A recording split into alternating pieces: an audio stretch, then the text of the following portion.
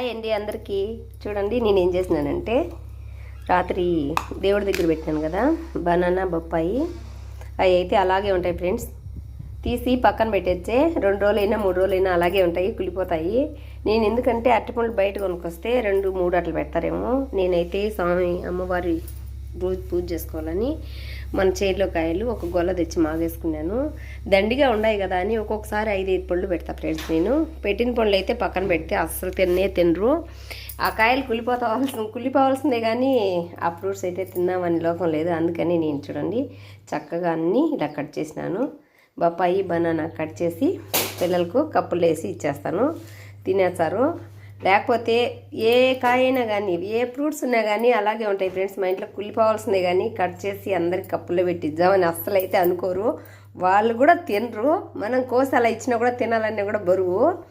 నేనైతే ఫ్రూట్స్ కానీ ఇంట్లో ఉన్నాయనుకో ఏ అయినా కానీ ఇందులో అయితే మామిడికాయ కూడా కలపటం వేస్తా అనుకున్నాను, కానీ మామిడిపండ్లు ఎందుకులే, మామిడిపండ్లే తినేస్తారని ఈ మాత్రం అమ్మవారి కాడ పెట్టినా కదా, వేస్ట్ అవ్వకూడదు అని చెప్పేసి కట్ చేసి పెట్టినాను. పిల్లలకి అందరికీ చిటితలతో సహా అన్ని కప్పులు వేసి ఇచ్చేసి చక్కగా తినొచ్చండి. ఫ్రూట్స్ మంచిదే కదా తింటే. బనానా ఒక్క కాయ తిండ్రి ఇలా కట్ చేసినాను. చాలా అంటే చాలా బాగున్నాయి. రక్తం కూడా బాగా పడుతుంది. కానీ తినడానికి అన్నీ ఉంటే తిన్న బుద్ధి పుట్టదు. లేని వాళ్ళకు తినాలి అని బుద్ధి పుడుతుంది. పండ్లు అన్నీ దొరికిన వాళ్ళకు తినాలంటే బుద్ధి పుట్టదు. నేనైతే కంపల్సరీ ఏ ఫ్రూట్స్ ఉన్నా కానీ ఇంట్లో పాడైపోను ఫ్రెండ్స్. ఇలాగే కట్ చేసి అన్నీ నిదానంగా ఎంత పనైనా ఉన్ని కొద్దిసేపు టైం తీసుకొని అన్నీ కట్ చేసి ఇలా ముక్కలు చేసి అందరికీ కప్పులు వేసి ఇచ్చేస్తాను. చక్కగా తినేస్తారు.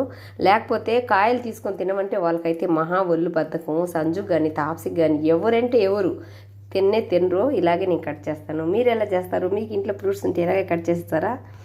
మా ఇంట్లో అయితే నేను ఇలాగే చేసి కప్పులు వేసి ఇచ్చే తినేదానికైతే వాళ్ళకు ఒళ్ళు బద్ధకాలు ఫ్రెండ్స్. నేనైతే ఈ విధంగానే చేస్తాను. ఏదైనా ఏ ఫ్రూట్స్ అయినా మామిడిపండ్లు ఉన్ని జామ పండ్లు కూడా మన చేలో కాసినప్పుడు అయితే ఇంతంత గిన్నె కోసం కట్ చేసి సాల్ట్ మిరప్పొడి వేసి బాగా ఇలా అలా కలిపి కప్పులకి వేసి ఇస్తామన్నా ఫ్రెండ్స్. ఎందుకు వేస్ట్ అయిపోవాలని ఒక్కొక్కసారి 30-40 గాలు జాంకాయలు కోసుకొచ్చినా కూడా అలాగే జాంకాయలు కూడా కోసి పెడితేనే తింటా ఉన్నారు.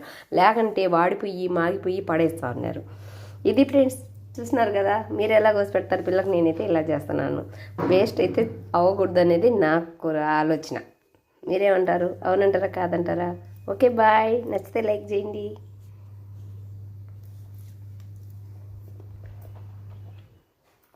టేస్ట్ అయితే సూపర్గా ఉన్నాయి ఫ్రెండ్స్. నేనైతే ఏం తినలే ఇంతవరకు. బ్రేక్ఫాస్ట్ కూడా ఏం చేయలేదు. ఇప్పుడైతే ఈ ఒక కప్పు తిని ఒక గ్లాస్ నీళ్ళు అవుతాను. ఆకలి కూడా ఉంది, కానీ ఉండాలి అనుకుంటే ఉంటా 2 రోజులైనా. ఇవి అయితే నేను ఇప్పుడు ఒక కప్పు తిని నీళ్ళు